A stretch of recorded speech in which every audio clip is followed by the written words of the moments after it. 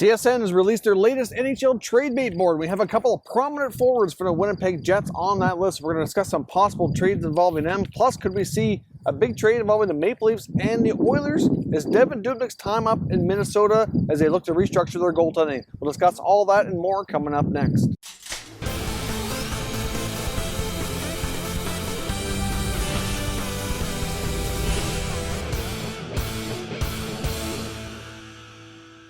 So welcome back to another video here at Top Shop Hockey. As I mentioned, we have some interesting trade rumors to take a look at today, and we also have a few NHL signings. So let's get started with the signings for today. The Los Angeles Kings have announced they've signed forward Austin Wagner to a 3-year extension valued at just over $1.1 million. So of course, he'll be around for a while. I know the Kings have been pleased with his development so far. We're certainly worth keeping around in the organization. We also saw the Oilers sign forward Patrik Russell to a one-way contract as well, valued at $700,000 league minimum for the Oilers forward there. Russell very well could grab himself a full-time bottom six position next season. And the Florida Panthers have signed defenseman Brady Keeper as well to a two-way contract extension as well. Keeper was originally an undrafted college signing by the Panthers a couple of years ago, and they've extended him to keep him around a little bit longer, see if he can develop into a player for the organization. I also want to take a look at the Minnesota Wild today. There's a report recently from Michael Russo of The Athletic discussing that Dubnyk's time in Minnesota as their main starting goaltender very well could be up. It's been well known that GM Bill Guerin wants to make changes between the pipes. He's been very unhappy with the goaltending. He made that really clear during some end-of-season interviews. And obviously, Dubnyk could very well be a buyout candidate if they cannot find a trade for the veteran goaltender. He's down to 1 year on his contract, just a little over $4 million. So if they can't find a trade, a buyout would not be overly expensive. It wouldn't create too much dead cap space for the short term. Of course, they also have Alex Stalock under contract. He was their main goaltender during the NHL return to play. So it'll be interesting to see his future as well, because they also have prospect goaltender Kakinen, who appears to be ready for an NHL opportunity. And there is some suggesting that they could bring him up to be the backup goaltender next season and go for a search for a new starting goaltender. So with Stalock's contract being pretty cheap, finding a trade for him wouldn't be overly difficult. There's going to be basically a carousel of goaltending changes, I think, around the NHL this season. So finding him a new home wouldn't be too difficult. But if Dubnyk is either traded or bought out, who would the new starting goaltender for the Wild be? The Wild have been linked to goaltender Matt Murray in Pittsburgh, who is well known that he likely is going to be traded. There was apparently conversations between the Penguins and the Maple Leafs around Murray. They're another team that was linked to him as well. But during the Kasperi-Kapanen trade, NHL insider Elliot Friedman has noted that the talks around Murray to the Leafs didn't really go too far. The Leafs are concerned over his potential arbitration award. Of course, he's an RFA with arbitration rights, so if he ends up going through arbitration, it could be ended up being around a $6 million contract, is what many feel he could end up receiving. And obviously, that's even more than they're paying for Freddie Andersen now. So for the Leafs to move on from Andersen for Murray and pay more money just doesn't really work financially for that organization.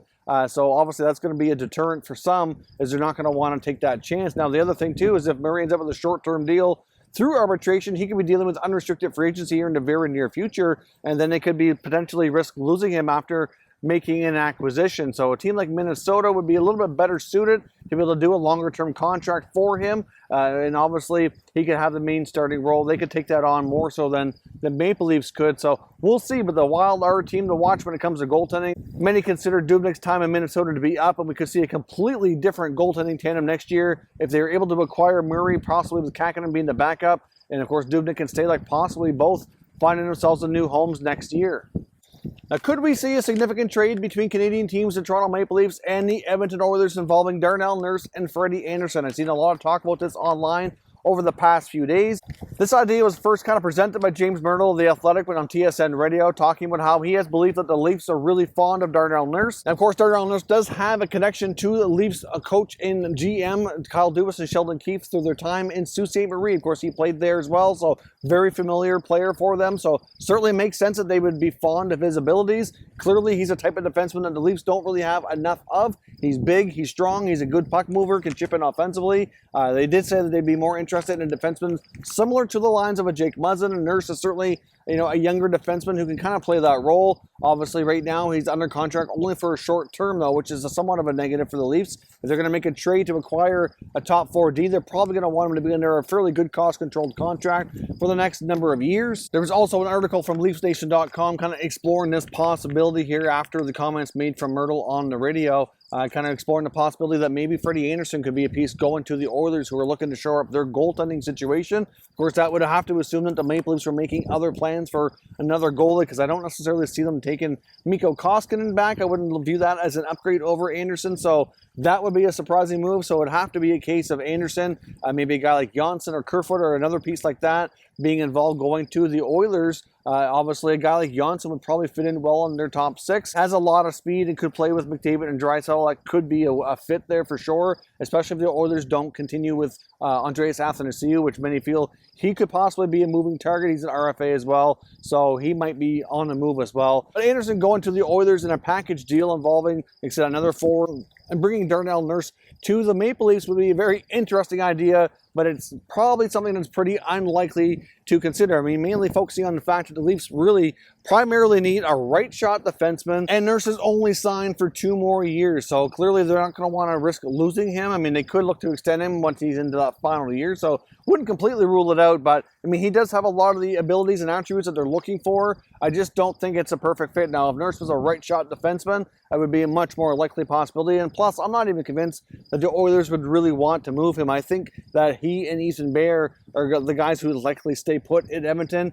They probably prefer to trade either a Klefbom or an Adam Larsson. I know Adam Larsson is a right shot defenseman, would be able to provide some defensive help to the Leafs, obviously, depending on what the package deal would be. I'm not really sure Freddie Andersen is the answer in Edmonton either. So obviously, with Myrtle's comments kind of spurring a lot of the talk around the Leafs-Oilers trade, the fact that they are interested in him and have a history with him is an interesting concept to think about. But if you see any rumors around the Oilers and the Leafs out there around Darnell Nurse being a focal point going to Toronto, I just really don't see that being the kind of trade that could happen. Now, I wouldn't completely rule out that we wouldn't see a Leafs-Oilers deal. Obviously, we know that some of their forwards, like a Johnsson, are still considered to be on the trade market, and I can see him being a fit in Edmonton. So maybe they would swap Johnsson for maybe a guy like Larsson or something to that effect. That I could see maybe being a possibility, because there is defensive help from Edmonton that could go to Toronto and forward help going the other way. So I think a deal between these two teams does have a good possibility, but I don't think it's a deal that's being discussed out there publicly by a lot of people here and writing articles about Nurse going to Toronto. So let me know what you think down in the comments, but I just don't see that one happening. Now, TSN's Frank Saravalli has released TSN's first trade bait board since the NHL's return to play, as we're getting closer to the end of the playoffs here. And some surprising names are on this list, including a couple of prominent wingers from the Winnipeg Jets organization, being Patrik Laine and Nikolai Ehlers. Now, of course, the Winnipeg Jets, had a decent run here, but they're not quite the powerhouse that they used to be, only being a couple of years removed from going to the Western Conference Finals.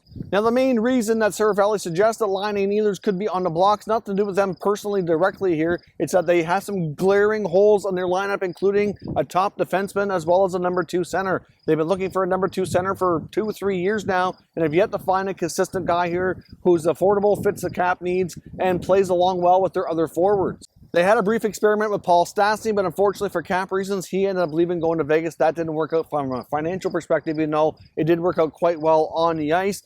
Jack Roslovic could turn out to be that number 2 center, but he's yet to be deployed in that role consistently and played well enough to stay there. So difficult to say. I can understand where Saravalli is coming from here. I do think the Jets need to be extremely cautious. Both of these wingers have been important pieces for the Jets. They're both players who they drafted and developed, which is something that the Jets do extremely well. They have a lot of guys in their lineup that were, homegrown talent that they've drafted and developed here. Certainly one of the stronger teams that are at that around the NHL. And obviously they'd have to get a big price tag coming back to even consider this. I mean, Patrik Laine, the former number 2 overall pick, has scored 30, 40 goals numerous times. He's still really young. They need to be cautious of giving up that kind of goal-scoring sniper. They don't come along every day. Now, many feel Nikolai Ehlers to be the better all-around two-way player between he and Laine, so it might be easier to move. I mean, obviously, he's under contract longer as well, whereas Laine is going to be coming up here in the short term.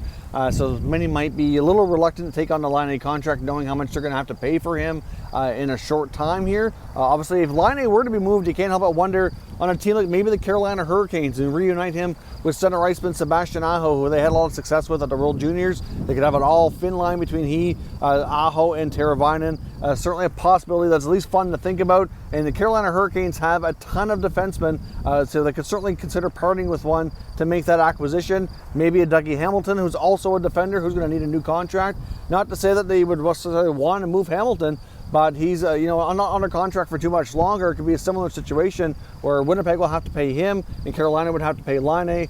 Obviously in the short term, it could even themselves out, whereas Carolina gets the goal scorer and then Winnipeg gets the top defenseman. And it's something to at least consider here that might make sense for both sides. Can you imagine the Hurricanes if they were to have a player like Laine? They've already got Svechnikov and Aho and Teravainen and all these other young players. Martin H is on the way up. They would be even more fun and exciting to watch than they already are today. Obviously, while there are no guarantees that Winnipeg's trades either of their top wingers, there's certainly something that Sarah Valley thinks is a real possibility, and it does make sense to some degree, noting their holes in their lineup that they need to fill here.